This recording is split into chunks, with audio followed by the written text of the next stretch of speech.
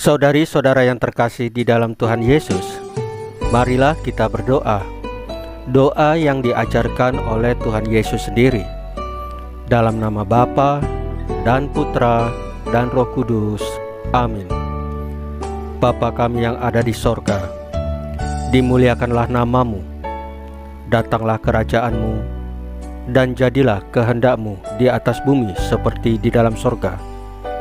Berilah kami rejeki pada hari ini, dan ampunilah kesalahan kami, seperti kami pun mengampuni yang bersalah kepada kami. Dan janganlah masukkan kami ke dalam pencobaan, tetapi bebaskanlah kami dari yang jahat. Ya Roh Kudus, hadirlah saat ini untuk memimpin dan membimbing kami dalam membaca firman Tuhan Yesus dan merenungkannya, sehingga kami dapat mengerti maknanya dan dapat kami laksanakan dalam hidup kami sehari-hari di tengah masyarakat kami. Pembacaan Injil Lukas bab 1 ayat 26 sampai dengan ayat 38. Pemberitahuan kelahiran Yesus. Dalam bulan yang ke-6, Allah menyuruh malaikat Gabriel pergi ke sebuah kota di Galilea bernama Nazaret, kepada seorang perempuan yang bertunangan dengan seorang yang bernama Yusuf dari keluarga Daud. Nama perawan itu Maria. Ketika malaikat itu masuk ke rumah Maria, ia berkata, "Salam, hai engkau yang dikaruniai, Tuhan menyertai engkau." Maria terkejut mendengar perkataan itu, lalu bertanya di dalam hatinya, apakah arti salam itu? Kata malaikat itu kepadanya, "Jangan takut, hai Maria, sebab engkau beroleh kasih karunia di hadapan Allah.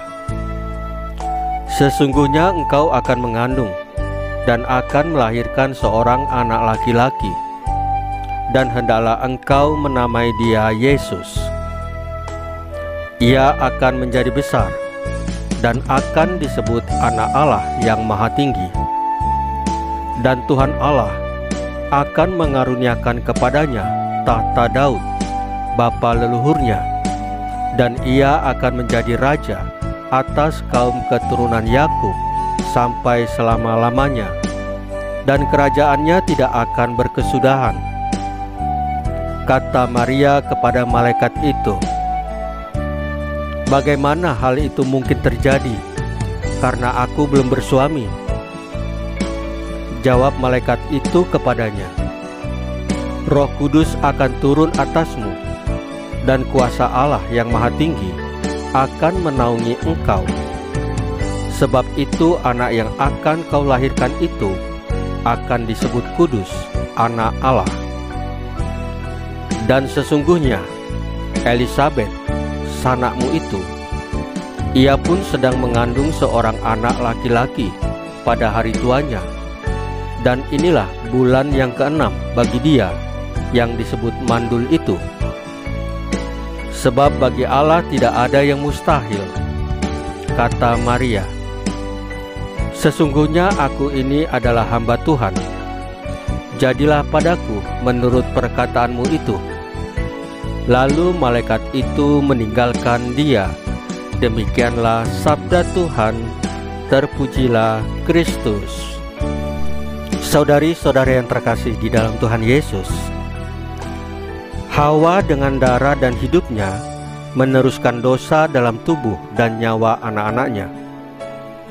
Tetapi Maria diserahi umat manusia di bawah salib sebagai ibu gereja yang mengandung benih keselamatan dan mengalir melalui sakramen-sakramen gereja yang dilambangkan oleh darah dan air yang mengalir dari lambung Kristus. Seperti Hawa dibentuk sebagai ibu kehidupan karena tulang rusuk Adam, demikian pun Maria menjadi ibu kehidupan kita, ibu gereja. Maria sebagai ibu kehidupan adalah ibu semua orang. Siapa saja bisa datang untuk memohon doanya. Maria akan menerima, menyapa, dan merangkul dengan kasih seorang ibu. Sebagai yang tak bernoda, Maria adalah cermin yang mempunyai kedalaman yang tidak terhingga, yang memantulkan semua cita rasa dan kasih seorang ibu bagi semua orang. Maria penuh rahmat, ia tidak akan habis ditimba. Maria menjadi cermin kesalehan, kesetiaan, kesahajaan bagi dunia. Maria adalah seorang ibu yang hadir dalam seluruh kehidupan manusia, yaitu di saat lahir, saat perkawinan, saat keseharian, terlebih di saat-saat kematian.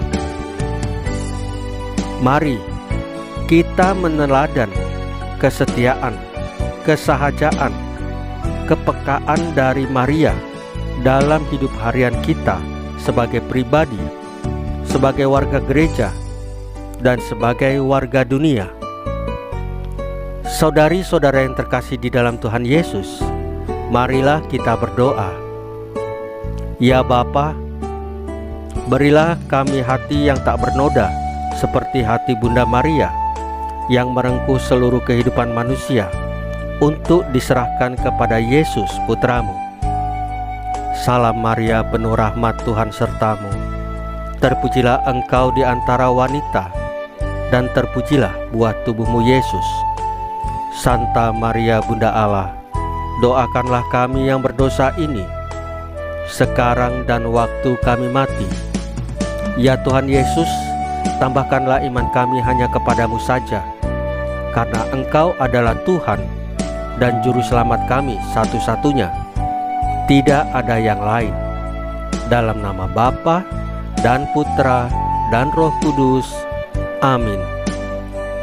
Saudari-saudara yang terkasih di dalam Tuhan Yesus, bacaan firman dan renungan hari ini sudah selesai.